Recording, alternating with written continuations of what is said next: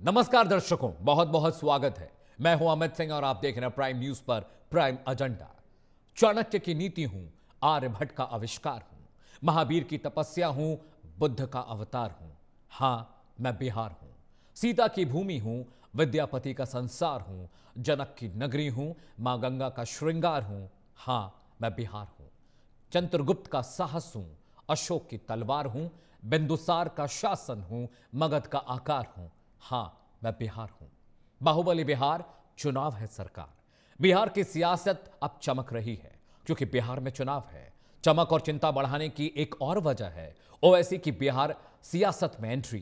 यह entry RJD की चिंता बढ़ाने वाली है। ओवैसी की पार्टी बिहार के सीमांचल इलाके में न्याय यात्रा निकालने जा रही है। ये यात्रा 24 से 27 सितंबर के बीच अलग अलग विधानसभाओं यानी करीब 24 विधानसभाओं को कवर करेगी। सीमांचल एक मुस्लिम बहुल इलाका है। इन इलाकों में ओवैसी अगर अपना कैंडिडेट उतारते हैं तो इसका सीधा नुकसान तेजस्वी यादव की पार्टी को होगा।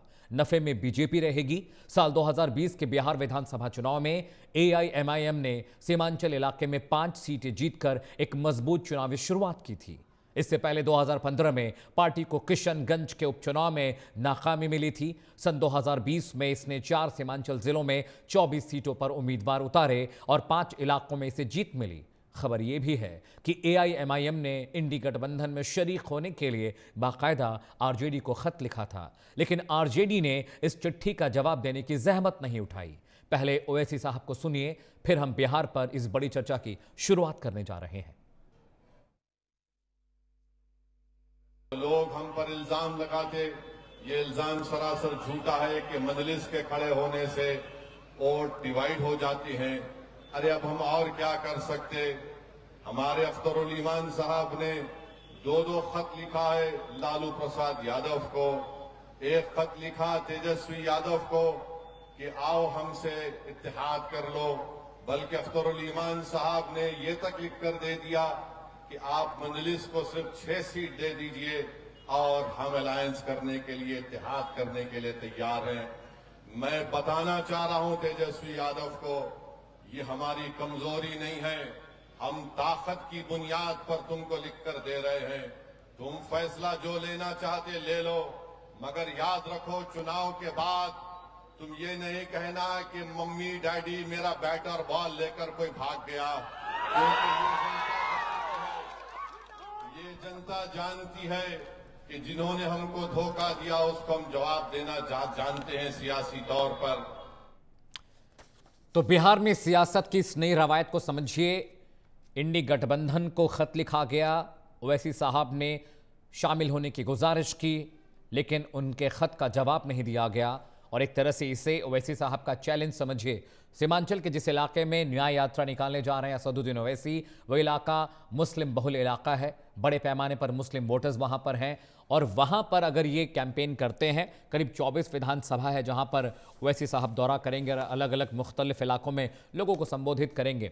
अब समझिए कि 2020 के चुनावों में अगर हम देखें, आंकड़ों पर नजर डालें तो 2020 में 24 सीटों में से बीजेपी को 8 में जीत हासिल हुई, जेडीयू के खाते में 4 गई, आरजेडी को 1 सीट मैसर हुई और कांग्रेस और अन्य को 5-5 सीटें मिली। तो सीमांचल का जो इलाका है बीजेपी के लिए बहुत इंपॉर्टेंट है, कांग्रेस के लिए बहुत इंपॉर्टेंट है। लेकिन समझिए कि अगर एआईएम अपने कैंडिडेट सीमांचल के इलाके में उतारती है तो सीधा सीधा जो मुस्लिम वोटर्स हैं वो बढ़ जाएंगे और इसका सबसे बड़ा नुकसान उठाना पड़ेगा आरजेडी को। एक बड़ा पैनल मेरे साथ जुड़ने वाला है, स्वागत कीजिए। डॉक्टर रोहित सक्सेना का नेता हैं बीजेपी के।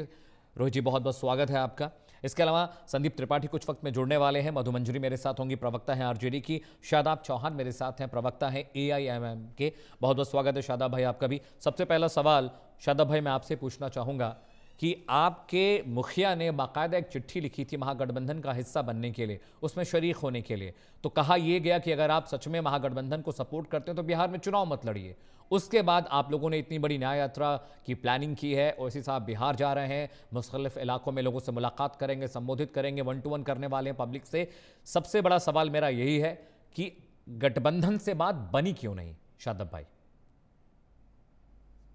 अमित जी, सीमांचल न्याय यात्रा बैरिस्टर ओवैसी साहब ने शुरू की है जी। उसका बिल्कुल क्लियर एजेंडा है कि सीमांचल डेवलपमेंट बोर्ड होना चाहिए, दूसरा ये है कि इंफ्रास्ट्रक्चर के ताल्लुक से वहां काम नहीं किया गया, इंडस्ट्रियल हब क्रिएट होना चाहिए एएमयू किशनगंज के लिए, और मूल सुविधाएं, ब्लड मैनेजमेंट सिस्टम, स्वास्थ्य सेवाएं वहां पर उपयुक्त नहीं है, वहां पर रोड कनेक्टिविटी भी बहुत अच्छी नहीं है, और आप वहां पर मजदूर भाइयों के लिए ट्रेन चला रहे हैं, बुलेट ट्रेन नहीं चला रहे हैं, क्योंकि वहां रोजगार के अवसर नहीं है। वहां के हमारे बिहारी भाई मजदूरी करने के लिए बाध्य हैं, गुजरात, महाराष्ट्र और दिल्ली समेत तमाम इलाकों में, वहां पर रोजगार के अवसर नहीं है। वहां पर जो मुसलमान हुए, तमाम तबके के लोग हों, वहां गरीब लोगों के साथ अत्याचार हुआ, सीमांचल को पिछड़ा बनाकर के ये लोग रखे, चाहे कोई भी सरकार रही हो। बरसोई के अंदर बलरामपुर में लोग धरना देते हैं बिजली के लिए, तो 2 लोगों के, एक गरीब टेम्पो वाला, एक छात्र की हत्या हो जाती है पुलिस की गोली से, और लोग घायल होते हैं तो कोई कंपनसेशन सरकार नहीं देती है, और इलाज हम लोगों ने कराया, और जबकि उस वक्त नीतीश जी मुख्यमंत्री थे, Tejashwi ji deputy chief minister थे। नहीं शादाब भाई, दोनों सरकारें, शादाब भाई सवाल ये नहीं था। लेट मी कंप्लीट, बस 10 सेकंड दे दीजिए।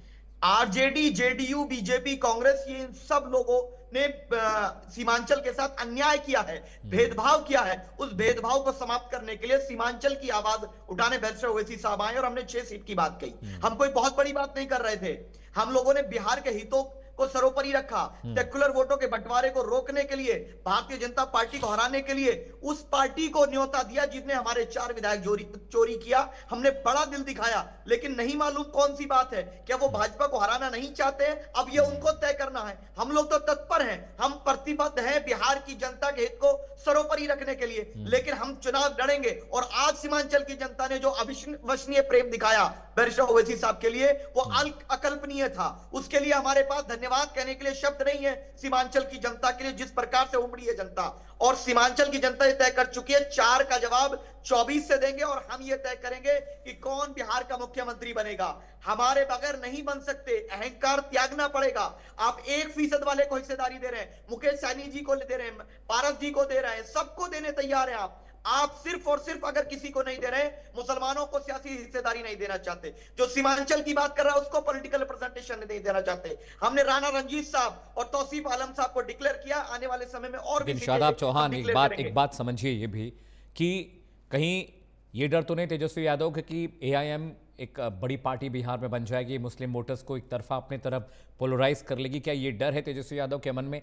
और आरोप तो आप पर ये भी लगते हैं कि आप बीजेपी की बी टीम है।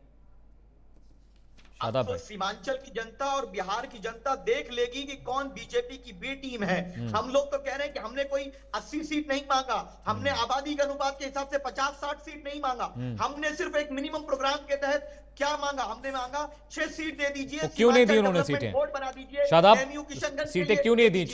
6 सीटों के लिए क्यों परेशान है? 70 सीटें बीजेपी के साथ, कांग्रेस के साथ शेयर करने को तैयार हैं तेजस्वी यादव। बिहार में आपको 6 सीटें देने में क्यों उनको गुरेज है, क्यों डर रहे हैं, किस बात का डर है उनको? शायद उनको ये अहंकार हो चुका है, क्योंकि वो हम लोगों को अपना प्राइवेट प्रॉपर्टी समझते हैं। मुसलमानों का वोट तो चाहिए, लेकिन मुसलमान लीडरशिप नहीं चाहिए। उनको ये प्रॉब्लम है, ये अहंकार है। आप हर जगह छोटी छोटी पार्टी, मुकेश सैनी जी का समाज कितने फीसद है? आप पारसनाथ जी को दे रहे हैं, उनका कितना है? बाकी सीपीआई माले सबको दे रहे हैं आप लेकिन एमआईएम को रिप्रेजेंटेशन नहीं देंगे, ये आपका एरोगेंस है। और जनता जिसके खिलाफ खड़ी है, जनता हमारे साथ है। ठीक है, संदीप त्रिपाठी जी भी अभी भी जुड़े हैं, नेता हैं कांग्रेस के। संदीप जी बहुत आपका स्वागत है, मैं आपके पास आऊँगा।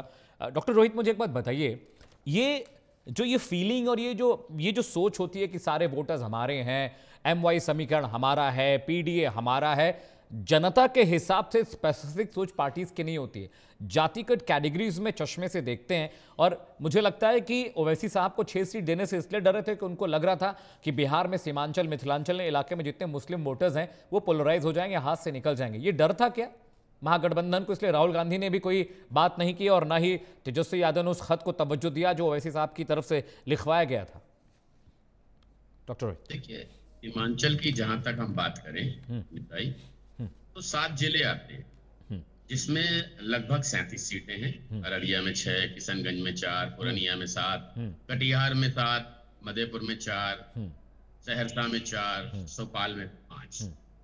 जिसमें 37 सीटों में अगर आप पिछले चुनाव के आंकड़े देखें तो 22 पर भारतीय जनता पार्टी एनडीए के गठबंधन की जीत हुई थी। बिल्कुल। इसमें चौंकाने वाला विषय ये है कि लगभग 22 से 24 सीटें ऐसी हैं जहां मुस्लिम मतदाता निर्णायक भूमिका में हैं, और लगभग 15 सीटें तो सुपर सीड ऐसे ही हैं कि जहां मुस्लिम बहुल एरिया ही है वहां मुस्लिम मतदाता और बीजेपी वहां से जीत कर भी आई है डॉक्टर रोहित, बीजेपी वहां से जीत कर भी आई है जी। तो मुझे ऐसा लग रहा है कि अब मुस्लिमों का भारतीय जनता पार्टी के प्रति प्रेम देख करके उनको ये लग रहा है कि कहीं ऐसा ना हो एक कॉम्पिटिटर हमारा और तैयार हो जाए, और वो इससे परहेज कर रहे हैं। और उनको जो है उनकी चिट्ठी के बाद भी जिस तरह से रिस्पांस दिया गया, जो भी किया गया, देखिए वो इनका इंटरनल मामला, उसमें मेरा कोई हस्तक्षेप भी नहीं हो, मुझे कहने का अधिकार भी नहीं है। तो किसको अपने साथ रखेंगे, किसको अपने साथ नहीं रखेंगे, ये स्टैंड अलोन उनका डिसीजन है। लेकिन आंकड़े ये बताते हैं कि मुस्लिम मतदाताओं का रुझान 2022 में भारतीय जनता पार्टी के साथ रहा है, जो परिणामों में कन्वर्ट। बिल्कुल, डेटा तो यही कहता है डॉक्टर रोहित। हाँ, और आने वाले समय में भी ये बिल्कुल एकदम, देखिए जैसा मैंने कल भी आपसे कहा था, 2024 के जो यूपीएससी के परिणाम थे उसने दिखा दिया कि मुसलमानों को हमने शिक्षा की क्षेत्र में भी आगे बढ़ने का मौका दिया, जिससे इसका इम्पैक्ट भी हमें बिहार चुनाव में देखने को मिलेगा। मुझे संदीप जी के पास ये बिल्कुल स्पष्ट है, आप देख लीजिएगा। ठीक है, संदीप त्रिपाठी, मेरा सवाल आपसे भी यही है। ओवैसी साहब ने 6 सीटें मांगी थी तेजस्वी भाई से, तेजस्वी भाई ने उस चिट्ठी का जवाब नहीं दिया, और राहुल गांधी से भी मुलाकात की बात थी, पता नहीं वो बात बनी नहीं बनी, वो मुलाकात हुई नहीं हुई, आप बेहतर जानते होंगे।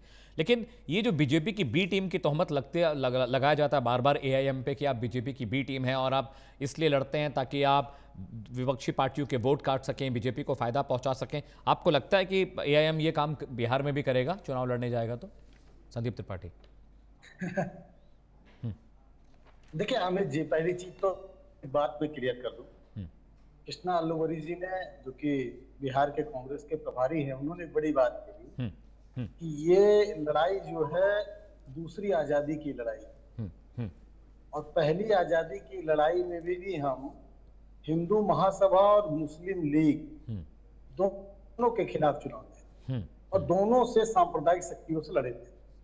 उस समय के जो भी सांप्रदायिक हिंदू महासभा और मुस्लिम लीग, दो सांप्रदायिक शक्तियां थी, हम उस समय लड़े थे। और आज का बीस अगर दूसरी स्वतंत्रता संग्राम की लड़ाई है, आज भी कहीं ना कहीं हम वो काम करें। बाकी आपके दर्शक समझदार है तो समझ ले कि मैं कहना क्या चाहता हूँ। बात ये है सर कि अभी बात आप कह रहे हैं कि बी टीम, बिल्कुल हम कह रहे नहीं है। आजम खान जी अभी 23 महीने जेल काट कर आए, किस लिए? हेट स्पीच के मामले में। जो मुख्य मामला उन पर बना था, जो सजा हुई, वो हेट स्पीच के मामले में पहली सजा हुई। अब सर ओवैसी जी तो पूरे देश में इतना हेट स्पीच दिए हैं, इतना हेट स्पीच दिए हैं कि दो ये हेट स्पीच वाले हैं, एक तो मोदी जी, एक उधर ओवैसी जी। अभी ऑपरेशन सिंदूर हुआ, दोनों लोग कैसे गलबहिया कर रहे थे, पूरे देश ने देखा। उनको कह रहे थे भैया वाह वाह, वो कह रहे थे उनको वाह वाह। सच्चाई ये है कि ये पहले भी, आजादी के पहले भी ये चीजें रही, और इस देश ने देखा है कि किस तरीके से मुस्लिम लीग और हिंदू महासभा ने मिलकर इस देश में सरकार चलाई और विभाजन की स्थिति कैसे आई है, और उसके लिए कौन जिम्मेदार रहा है, इस देश ने देखा है। दूसरी चीज अब आती है सर मुस्लिम रिप्रेजेंटेशन। सर अभी हमारे तो नेता प्रतिपक्ष भी वहां पर एक हमारे अल्पसंख्यक समुदाय से ही आते हैं।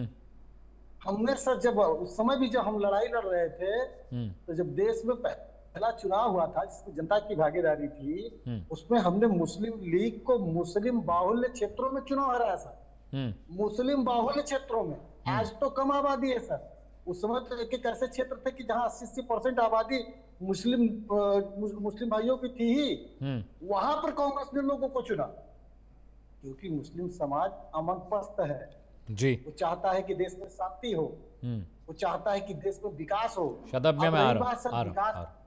विकास में पीछे छोड़ने की बात, सब सैकड़ों मंत्रियों के नाम बता सकते हो बिहार में, कम से कम 10 लीडर के नाम तारिक अहमद से लेकर 10 लीडर के नाम बता सकते हो उसी बिहार से, जो कि कांग्रेस से आते हैं।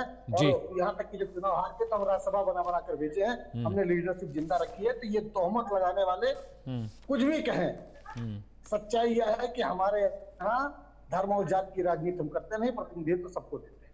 लेकिन संदीप त्रिपाठी, सीमांचल में आपकी पार्टी भी 5 सीटें जीत कर आई थी, ये बहुत इंपॉर्टेंट नंबर्स हैं। बीजेपी को 8 मिले थे, सेकेंड लार्जेस्ट पार्टी कांग्रेस थी वहां पर सीमांचल में, ये बहुत बड़ा नंबर है सीमांचल के लिहाज से। तो ओवैसी साहब अगर वहां आते हैं तो आपका भी तो नुकसान करेंगे ही करेंगे संदीप त्रिपाठी। तीसरी चीज मैं कह दूं सर, फिर मैं कह रहा हूँ कि नुकसान और फायदे की बात नहीं है, बात सिद्धांत है। तीसरी चीज मैं सिर्फ इतना कहूंगा कि AIIM ओवैसी जी की पार्टी, हाँ AIMIM, ठीक है सर जी शादाब भाई समझ गए कह रहा हूँ। तो वो जो चाहते हैं 6 सीट, वो सीमांचल में ही क्यों चाहते हैं? अगर आप कह रहे हो कि हम बिहार का भला चाहते हैं, मुस्लिम भाइयों का भला चाहते हैं, तो मुस्लिम भाई तो वहां तो मजबूत है भाई, वो बहुमत में है, वो तो अपनी लड़ाई वहां लड़ लेगा। जहां माइनॉरिटी है, जहां 5% है, वहां 6 सीट आप लड़ने को तैयार हो जाए, हम दिलवाएंगे। इतना मैं सक्षम हूं कि 6 सीटें मैं ओवैसी जी को दिलवा दूंगा, अगर वो सीमांचल छोड़ के कहीं बाहर से लड़ने को तैयार हो जाए। सवाल यही तो है। मधु मंजरी मेरे साथ है, संदीप भाई आरजेडी के प्रवक्ता है। मधु जी बहुत बहुत स्वागत है। शादाब भाई मैं आपके पास आ रहा हूं, मुझे एक रिएक्शन मधु जी से लेना है, आपका ही सवाल मैं उनसे कर रहा हूं। मधु जी बहुत बहुत स्वागत है, आप थोड़ा लेट आए कार्यक्रम में। मैं सवाल ये पूछ रहा हूं कि ओवैसी साहब की ओर से बाकायदा आरजेडी को एक चिट्ठी लिखी गई, 6 सीटों की मांग की गई, सिर्फ 6 सीटें। आप कांग्रेस के साथ 50, 60, 70 सीटों का साझा करने के लिए तैयार हो गए और बहुत सारी स्थानीय पार्टियों को भी आप लोग मौका दे रहे हैं, लेकिन आपने चिट्ठी का रिप्लाई तक नहीं किया। मैसेज ये दिया गया कि भाई ओवैसी साहब अगर आप सच में महागठबंधन को सपोर्ट करना चाहते हैं तो बिहार में चुनाव मत लड़िए। ये क्या बात होती है मधु जी? और अब वो सीमांचल में जा रहे हैं कैंपेन करने, 24-25 विधानसभाओं में जाएंगे, 4 दिन का पूरा मामला है, न्याय यात्रा निकाल रहे हैं। सबसे ज्यादा डेंट किसी को लगेगा तो आपकी पार्टी को लगेगा, ये बात आप भी जानती हैं। डेटा मेरे पास है और रोहित भाई बैठे हुए हैं, डॉक्टर रोहित, उनके पास मुझसे ज्यादा डेटा रहता है। सबसे अधिक नुकसान अगर सीमांचल में किसी को होगा तो आरजेडी को होगा। अरे 6 सीटें दे दी होती, बात कर ली होती, इतना बड़ा विवाद ही नहीं होता। ओवैसी साहब तो तंज कस रहे हैं, कह रहे हैं कि भाई हमने मांगा था मिला नहीं, तो हम तो चैलेंज कर रहे हैं कि सीमांचल में आएंगे और हरा के दिखाएंगे। मधु मंजरी देखिए हाँ, पहले तो सब आपको नमस्ते और पैनलिस्ट जितने भी सबको नमस्ते, प्रणाम। देखिए सबसे बड़ी बात है कि आप जिस तरह से ओवैसी साहब ने बोला और मांग की, हम लोग पहले से ही महागठबंधन हमारा इंटैक्ट है। महागठबंधन में एक अच्छी मजबूत जो है इंडिया गठबंधन है। अब हम लोकसभा भी लड़े थे, विधानसभा भी पिछले बार भी लड़े थे, आगे भी लड़ेंगे, और मुझे नहीं लगता कि जरूरत है अब किसी और इसको बढ़ाने की। जरूरत है अब ये जवाब आया। शादाब मैं आ रहा हूँ आपके पास। हाँ बिहार की लड़ाई, जो बिहार की लड़ाई है हमारा, जो बिहार के लोगों की लड़ाई है, हम सिर्फ लड़ाई लड़ रहे हैं बिहार के लोगों के अधिकार की। बिहार में रोजगार कैसे आए इसकी, बिहार में पलायन कैसे रुके इसकी बात करें। हम किसानों की लड़ाई लड़ रहे हैं। तो इस लड़ाई में हमारे नेता या जो भी लोग ने बोला, अगर सच में आप चाहते हैं कि महागठबंधन के सपोर्ट करना चाहते हैं, तो महागठबंधन का सपोर्ट ही नहीं होता, धमकी नहीं होता कि आप मुझे ले लो, वरना मैं पूरे बिहार में लड़ूंगा, ये करूंगा, वो करूंगा। तो अगर किसी का भलाई करना चाहते हैं तो इस तरह से भलाई नहीं होती। और जैसे कि हमेशा इन पे टैग लगता रहा बीजेपी का बी टीम, कहीं ना कहीं पूरे आपने शादाब की फेवरेट बात छेड़ दी, आपने शादाब की फेवरेट बात छेड़ दी बी टीम कह के। हाँ ठीक है मधु जी, शादाब बहुत देर से जवाब देना चाहते थे, संदीप भाई का भी जवाब वो देना चाह रहे हैं। शादाब मुझे ये बताइए, बिहार तो सिर्फ आरजेडी का, क्या करेंगे वहां पर सीटें लेके? उनको जरूरत ही नहीं है आपकी। वो कह रही हैं कि भाई हम इंटैक्ट हैं, बहुत है अपने पास, कुछ नहीं चाहिए और हमको। यही तो अहंकार है कि मेरा वोट चाहिए, मेरा पॉलिटिकल रिप्रेजेंटेशन नहीं चाहिए। आप मुकेश सहनी जी को ले लेंगे, आप उधर चिराग पासवान जी के चाचा जी को ले लेंगे, उनका कितना संदीप भाई मैं आ रहा हूं आपके पास, लेकिन मेरे से इतना अहंकार है कि मेरा लेकिन मेरा पॉलिटिकल रिप्रेजेंटेशन स्वीकार नहीं है। दूसरी बात ये कहते हैं कि बीजेपी की पी टीम, आज तो बिहार समेत पूरा देश देख रहा है कि हम लोगों ने उस पार्टी के साथ बड़ा दिल दिखाने का फैसला लिया जिन्होंने हमारे विधायक चोरी किया, और आज ये लोग मना कर रहे हैं। फिर जब ये चुनाव हार जाएंगे फिर कहेंगे इनकी वजह से हार गए, ये फिर लॉलीपॉप लेकर के घूमेंगे। पूरी तरह बिहार की जनता देख रही है। और मैं कांग्रेस के प्रवक्ता मेरे मित्र को कहूंगा, मैं चुनौती देता हूं आपको, आप कोई एक भाषण दिखा दीजिए जहां बैरिस्टर ओवैसी साहब ने कोई असंवैधानिक बात कही हो, मैं चुनौती देता हूं। तीसरी चीज बात यह है ऑपरेशन सिंदूर की, जब बात देश की आएगी हम देश के साथ हैं, और जहां सरकार जन विरोधी कार्य करेगी हम सरकार के विरुद्ध खड़े होंगे, ये हमारा स्टैंड है। दूसरी बात, आप गठबंधन कराने की बात करें, आप बताइए राहुल गांधी जी से आपकी फोन पे आखिरी बार कब बात हुई थी? मैं तो बता सकता हूं बैरिस्टर ओवैसी साहब से मेरी बात कब हुई थी। संदीप जी को रखिए फ्रेम में, संदीप जी को रखिए। आप बताइए कब गठबंधन करवाने वाले हैं आप? मैं तैयार हूं। संदीप जवाब दीजिए, संदीप त्रिपाठी जवाब दीजिए। शोएब भाई, अगर कांग्रेस को अगर आप जानते होंगे तो कांग्रेस, राहुल जी, आप कहने के लिए भले कह दीजिए कि राहुल जी सारे निर्णयों में उनकी भागीदारी होती है, वही चलाते ना जी। हमारे यहाँ कांग्रेस को CWC चलाती है। आपको अगर जानकारी हो तो जान लीजिएगा। मुझे जानकारी नहीं थी, मुझे लगा था कि हाँ, तो जान लीजिए, यही मैं बता रहा हूँ, जान लीजिए। कांग्रेस के कम से कम 10 निर्णय में बता सकता हूं कि राहुल जी का कुछ कोई निर्णय रहा होगा और CWC उस पर सहमत नहीं हुई और उस निर्णय को नहीं लागू करा पाया है, चाहे वो उस सरकार में रहते। सुनिए ना भाई, फैसला बता दीजिए। अरे अभी अब देखिए, मित्र बन के गला मत काटिए, यही दिक्कत है, इसीलिए बी टीम कहे जाते हैं। अरे आप तो भाई यही दिक्कत, आप ही लोग बीजेपी में जाते हैं। मित्र बन के आप कहिएगा कि हम 6 चिट्ठी लिख दिए। अब भाई चिट्ठी लिख रहे हो, चलो अगर इतना कुर्बानी देने के लिए तैयार, गौरव वल्लभ सुनो ना, कांग्रेस के लोग ही बीजेपी में जाते हैं, हमारे नहीं जाते हैं। सादाब भाई,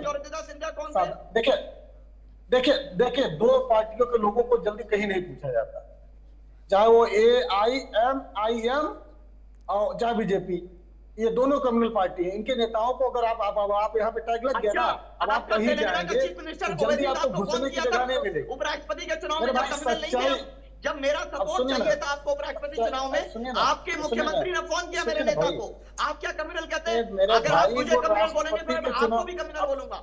आपसे बड़ा कम्युनल कोई नहीं है। कम्युनलिज्म की मां है आप, आरएसएस के पढ़ाने वाले आप हैं।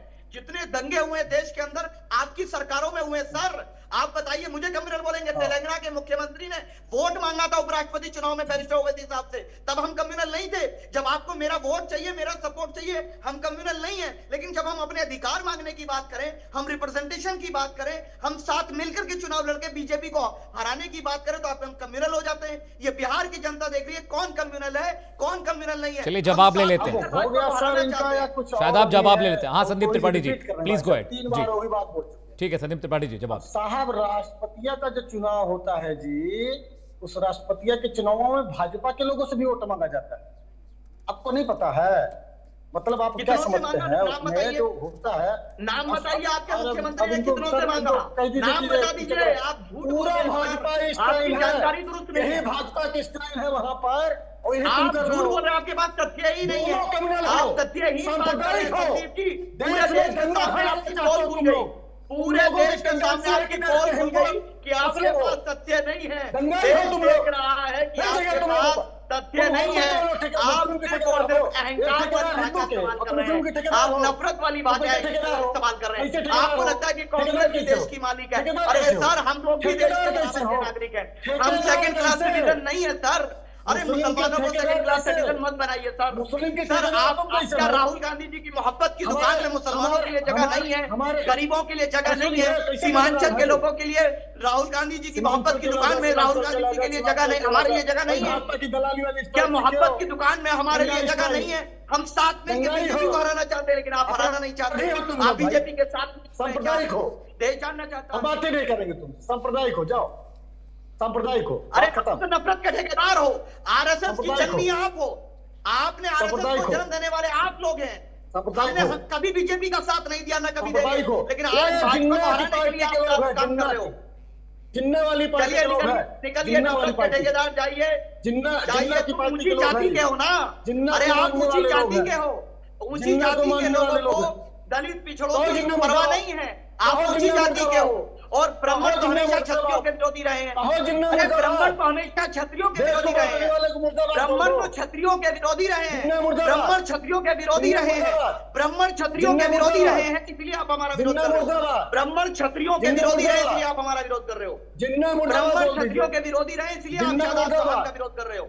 ब्राह्मण क्षत्रियों के विरोधी रहे हैं, ये तथ्य है, इतिहास है कि ब्राह्मण क्षत्रियों के विरोधी रहे हैं कई जगहों पर। आप वही काम कर रहे हो। ये नहीं चल पाएगा, ये सांप्रदायिक ब्राह्मण क्षत्रियों के विरोधी रहे हैं, आप वही काम कर रहे हैं। कांग्रेस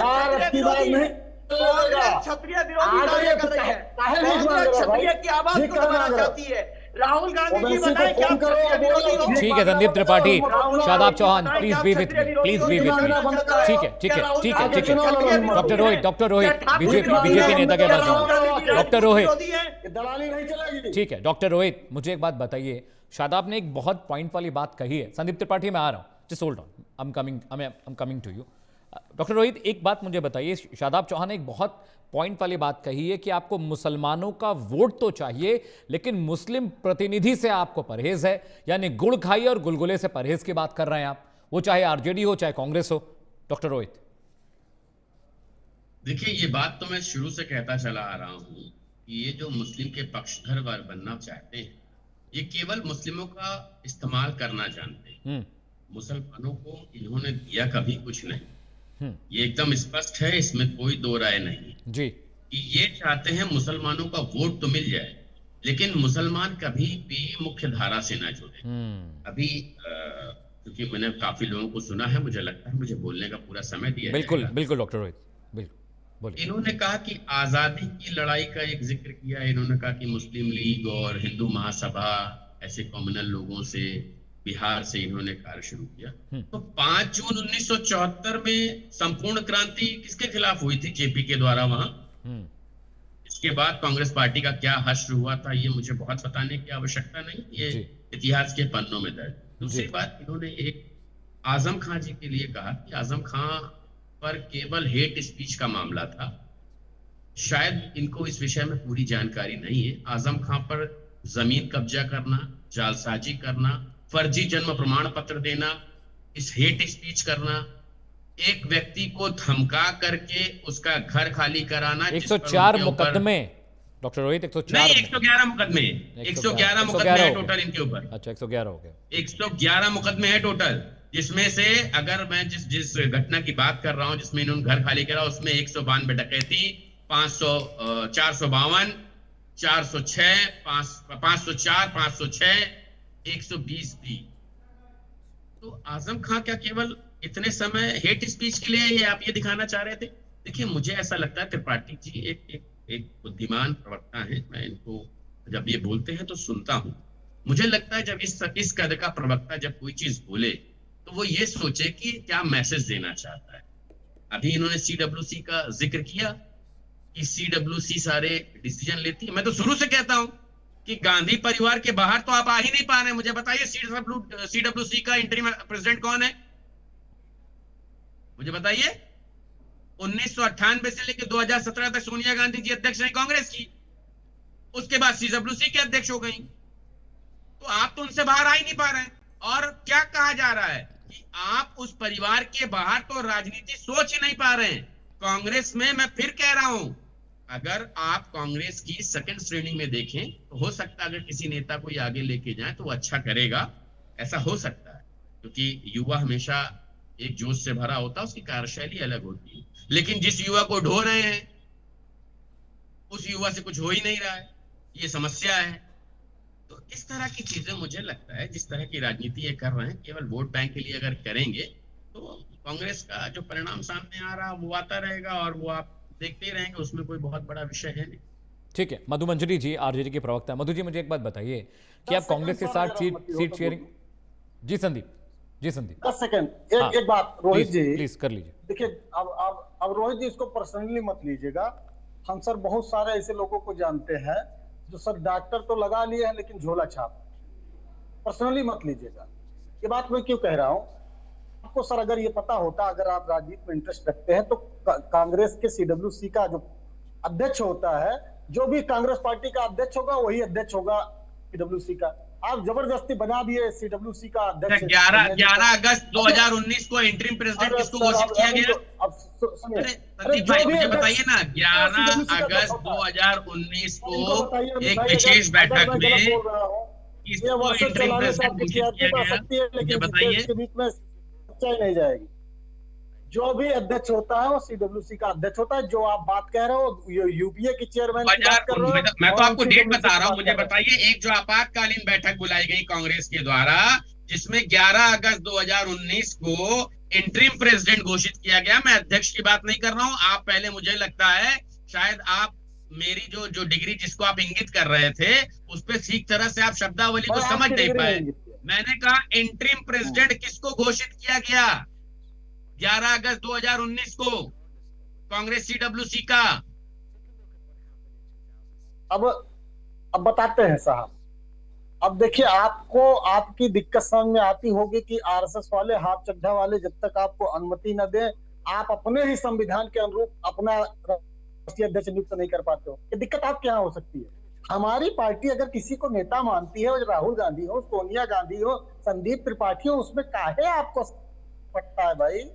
अब बात अगर आप परिवारवाद की बात करते हैं, आप समझिएगा रोहित भाई, सच्चाई यह है कि जब बापे का नंबर नहीं लग रहा तो बेटवा का नंबर कैसे लगेगा। अब बाप का नंबर लगा तो बेटवा का नंबर कैसे कैसे लगा, मैं बताता हूँ। प्रेम सिंह धूमिल का लौंडा आ गया अनुराग ठाकुर, कल्याण सिंह का लौंडा आ गया राजवीर सिंह, दुनिया में नहीं है, उनका नाती आ गया संदीप सिंह। और लौंडे के बाद और बता रहा हूँ, सब सुने जाइए, राजनाथ सिंह का लौंडा आ गया पंकज सिंह।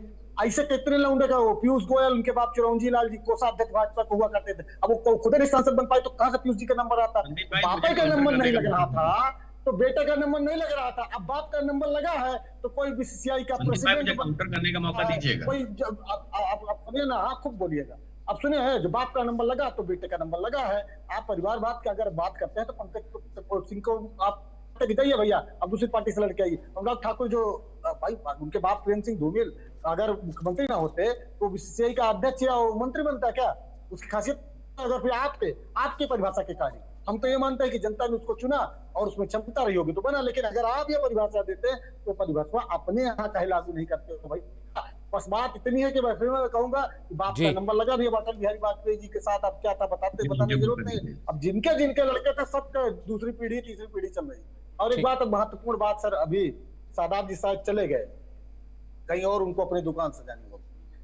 मैं फिर बार बार ये कहूंगा कि ओवैसी जी ने जिस तरीके से 14 के बाद, 14 के पहले सर ओवैसी जी को देश में शायद कि 2% लोग नहीं जानते रहे, 2% की बात कर रहा हूं, जबकि वो तब भी सांसद हुआ करते थे, तब भी वही चेहरा, जो जितनी कैपेसिटी आज है उतनी तब भी थी।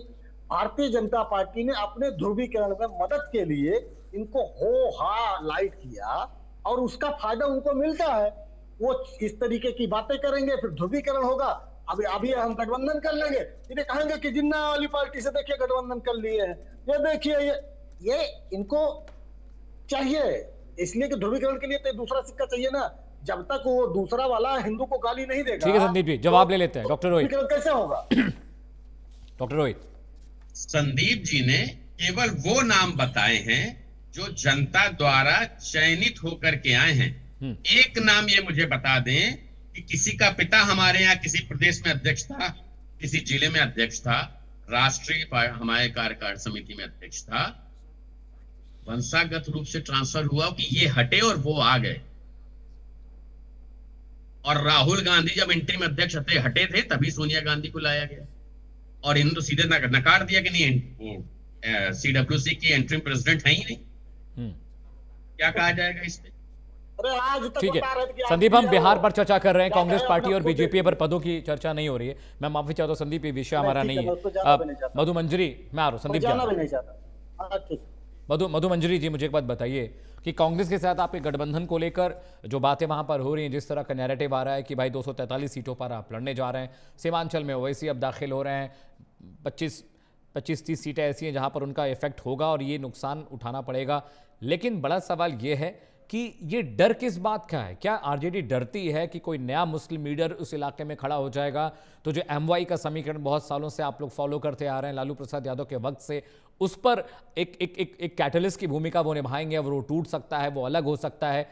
शायद ये डर था जिसकी वजह से ओवैसी साहब को आपने वहां पर 6 सीटें नहीं दी। ये अलग बात है कहना कि हमारे पास भरपूर मात्रा में सब कुछ था इसलिए हमने उनको एंटरटेन नहीं किया, लेकिन कहीं ना कहीं ये डर भी तो है। डॉक्टर रोहित भी कह रहे हैं कि आप लोगों को डर है कि कोई बड़ा नेता वहां पर, कोई मुस्लिम नेता खड़ा हो जाएगा तो आपके लिए मुश्किल हो जाएगी वहां पर। मधु जी, सबसे पहले तो अमित जी, हाँ, एक चीज देखिएगा, आज तक पूरे देश का जितनी भी पार्टियां हैं जिनका गठबंधन होता है, क्या कभी किसी पार्टी में जुड़ने के लिए वो जाते हैं उनके दरवाजा पे ढोल लेकर के कि मुझे जोड़ लो नहीं तो पोल खुल जाएगा, ये हो जाएगा, वो हो जाएगा। ये दोहरी नीति कहीं भी नहीं चलता। ये जब भी गठबंधन कहीं भी होता है तो शीर्ष के नेता बैठ करके बात करते हैं, बात करने के बाद पब्लिक डोमेन में आता है कि हम गठबंधन करना चाहते। ये साफ आपको दिख रहा है अमित जी कि ये जो है माइनॉरिटी के जो लोग हैं उस कम्युनिटी को दिग्भ्रमित करने का काम किया गया है। अगर आपको किसी के साथ अलायंस करना होता है तो पता भी नहीं चलता है, जब अलायंस हो जाता है, सब चीज क्लियर हो जाता है, तब जाकर के लोगों को पब्लिक डोमेन में आता है कि इसके साथ गठबंधन हुआ। नहीं तो आप लोग भी दिखाते हैं क्या सूत्रों के हवाले से, कभी भी ये नहीं बोलते कि फलाने ने बोला या प्रवक्ता ने बोला या बड़े नेता ने बोला। लेकिन जिस तरह से ढोल लेकर के जो ये सबसे बड़ा दिखाता है कि आरजेडी को मात्र बदनाम करने के लिए इनको कोई गठबंधन नहीं करना था, इनको बदनाम करना था, महागठबंधन को, इंडिया गठबंधन को इन्हें बदनाम करना था। कोई ढोल लेकर के कोई किसी भी एक प्रत्याशी को कहीं टिकट भी चाहिए होता है, कोई ढोल लेके नहीं जाता है मुझे टिकट चाहिए। लेकिन जब जिस तरह का इनका पूरा परिकरण आप देखिएगा तो ये मुसलमानों को दिग्भ्रमित करने का ये काम किए हैं। और जो बोल रहे हैं 16 सीट पे सरकार, तो कोई किसी को लड़ने से नहीं रोक सकता। आज भी कई लोग लड़ रहे हैं, इंडिपेंडेंट लड़ रहे हैं, पीके लड़ रहे हैं, बहुत सारी पार्टियां लड़ रही है, तो कोई पार्टियों को लड़ने से नहीं रोक सकता। और जहां बात है कि अगर उन्हें हम 5 सीट दें या 10 सीट दें तो हम क्यों नहीं अपने माइनॉरिटी के लोग को वहां लड़ा रहे हैं ना। ऐसा तो नहीं कि नहीं लड़ा रहे हैं, हम राज्यसभा भेज रहे हैं, हम MLC बना रहे हैं, हम विधायक बना रहे हैं, हम MP में का टिकट दे रहे हैं, तो जरूरत क्या है। और अगर एक्चुअल में इनकी मंशा बिल्कुल सही होती तो ढोल बजा के ये नहीं आते, ये फोन पे या मिल करके गुप्त रूप से ये बात होती है। तो ये पूरा का पूरा परिकरण आप देखेंगे। नहीं मधु जी, गुप्त रूप से बात तो हुई थी, भ्रमित करने के लिए उनको गुप्त रूप से बात तो हुई थी। ओवैसी साहब की पार्टी ने बाकायदा चिट्ठी लिखी है मधु जी, वो गुप्त रूप से बात हुई थी, वहां पर कोई ढोल नगाड़े नहीं बजाए गए। बाकायदा आपके पार्टी के प्रेसिडेंट को चिट्ठी लिखी गई, भाई 6 सीटें हमें चाहिए सीमांचल के इलाके में, बिहार के अलग अलग इलाकों में। उन्होंने जगह भी बताई कि यहाँ पर 6 सीटों पर हम लड़ना चाहते हैं। उस वक्त ढिंढोरा नहीं पीटा गया, चिट्ठी गुप्त रूप से ही लिखी गई थी। आप लोगों ने रिस्पॉन्स नहीं दिया, आप लोगों ने रिस्पॉन्ड नहीं किया। संदीप त्रिपाठी में आ रहा हूँ। होता है अलायंस में जाते हैं लोग, तो इसका मतलब नहीं कि ढोल लेकर के जाते हैं, वो कोई धमकी नहीं देते हैं कि आप मुझे लो, नहीं तो उसके बाद मैं ये कर दूंगा वो कर दूंगा। मौका एक मिलना चाहिए, लेकिन सही चरित्र और जो क्या बोलते हैं उसको आचरण जो दिखता है उन्होंने सामने से दिखाया।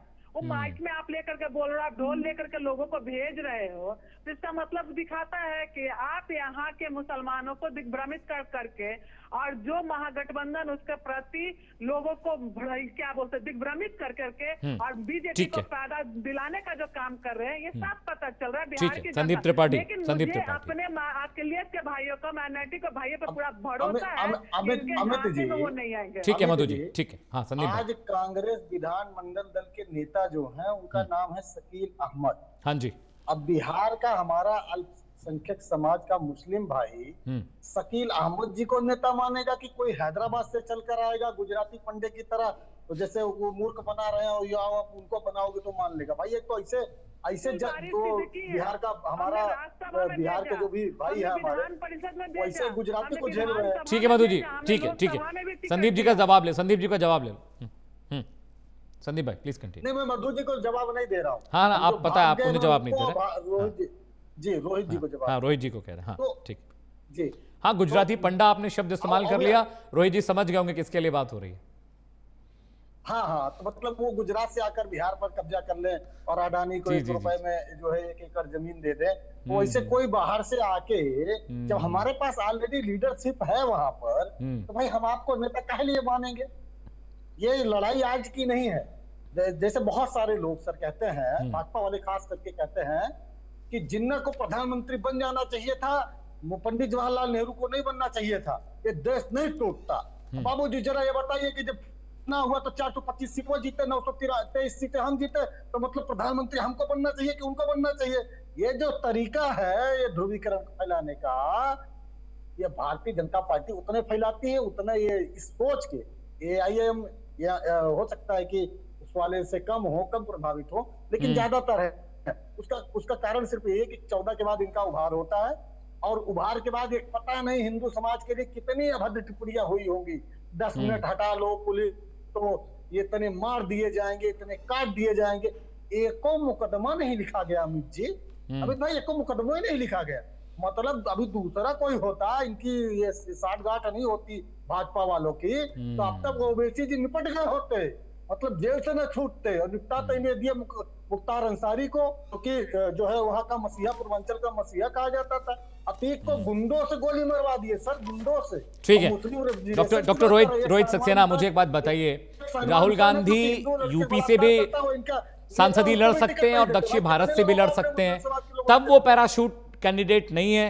राहुल गांधी यूपी में भी जाके चुनाव लड़ लेते हैं इस डर से कि भाई यूपी में हारे तो दक्षिण भारत में जीत जाएंगे, संसदीय बहाल रहेगी। तो राहुल गांधी, प्रियंका गांधी क्षेत्र बदले, प्रदेश बदले, सब बदल लें, लेकिन हैदराबाद का आदमी बिहार में नहीं लड़ सकता, गुजरात का आदमी बनारस में नहीं लड़ सकता।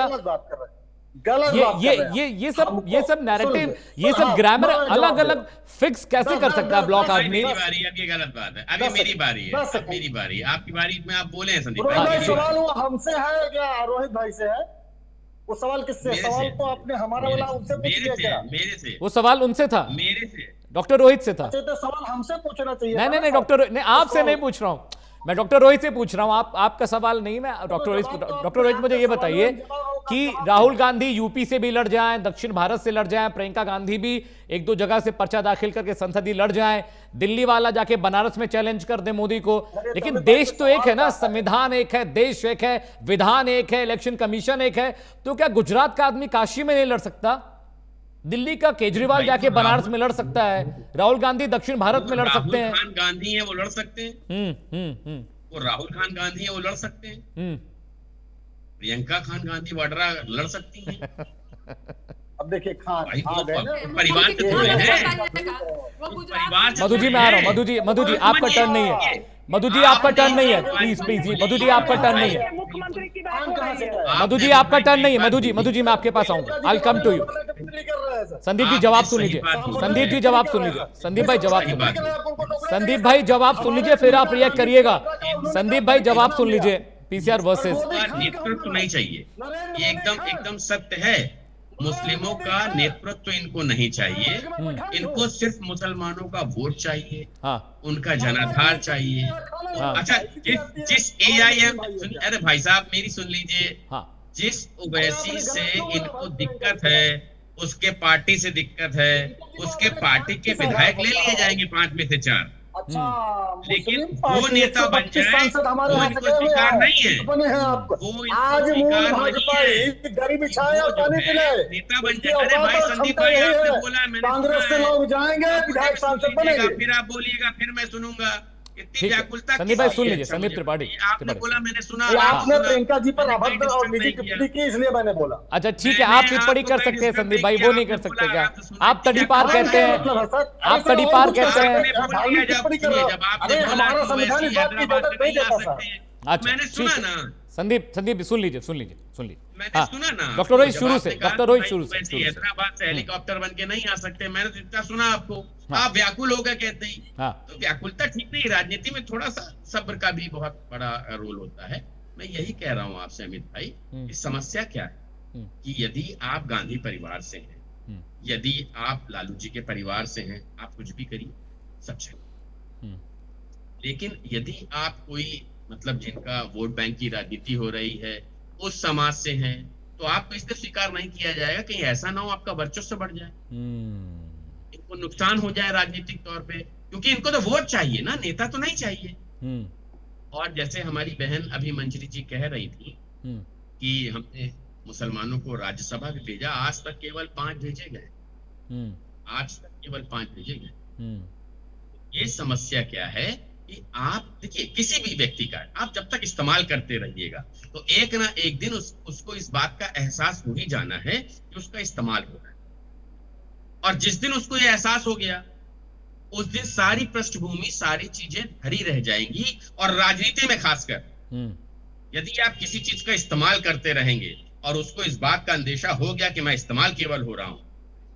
अभी तो कुछ दिन पहले हम लोग डिबेट कर रहे थे ना, जिसमें आरजेडी की अलग भवें टंगी हुई थी, कांग्रेस की अलग टंगी हुई थी। वो कह रहे थे हम भी लड़ेंगे, फिर ये कह दिया गया नहीं हम लोग मिल के लड़ रहे हैं, इसलिए कह रहे हैं पूरी 243 पे लड़ रहे हैं। तो यही समस्या है कि आपको इस्तेमाल करना आता है, आपको किसी को नेता बनते हुए देखना नहीं आता है। ये इनके यहाँ बहुत बड़ा एक विकट समस्या है। बाकी अभी कुछ संदीप भाई कह रहे थे, मैं सुन लूं फिर उसका जवाब भी दे दूं। बताइए संदीप भाई, कुछ कह रहे थे। कह लीजिए संदीप त्रिपाठी जी, कोई प्रवक्ता मौका खुद से नहीं दिया। देखिए डॉक्टर रोहित खुद कह रहे हैं कि उनको बोलने दीजिए। देखिए ये होता है डिबेट के बाद जवाब अच्छा दे लेता हूं ना अमित भाई। संदीप जी बोलिए। नहीं, अगर इस तरीके सर अगर इस तरीके की डिबेट हो तो आनंद आता है, लेकिन बात क्या है ना सर, मुझे मधु जी के पास जाना है, मधु जी के पास जाना है, समय खत्म हो। अच्छा ठीक है, काम की बात बोल देता हूँ। अभी आपने कहा कि आप लीडर नहीं पैदा करते हो, आपको सिर्फ वोट चाहिए। रोहित जी, आपका सरासर ये एनालिसिस गलत है। कांग्रेस वो पार्टी है जो नेता पैदा करती है, लीडर पैदा करती है, और भारतीय जनता पार्टी है जो लोडर पैदा करती है। उसका उदाहरण मैं बता देता हूँ। राहुल गांधी को आज तक नेता नहीं बना पाया भाई साहब, क्या ही किया जाए। राहुल गांधी के लिए पूरी पार्टी नेता क्या होता है? नेता का मतलब क्या समझते हैं? नेता का मतलब क्या समझते हैं, जानते हैं? मतलब सुन लीजिए, अभी तक आप कह रहे थे कि बहुत बढ़िया, भाजपाइयों में गुण हो ही नहीं सकता सर, हो ही नहीं सकता, हो ही नहीं सकता सर। अभी आपने कहा कि नेता नहीं, राहुल गांधी नेता, राहुल गांधी नेता अगर नहीं होते तो मंजरी जी मार्गदर्शक नेता नहीं होते तो राहुल जी एक शब्द बोलते हैं, भाजपा के पूरे प्रवक्ता, 240 सांसद, ठीक है मधु जी के पास। मोदी मीडिया। संदीप भाई ज्यादा वक्त नहीं है, मधु जी अपनी बात नहीं रख पाई हैं। आप दोनों प्रवक्ता ही बहुत देर से बोल रहे थे। मधु मंजरी जी का वक्त है, ठीक है। मधु जी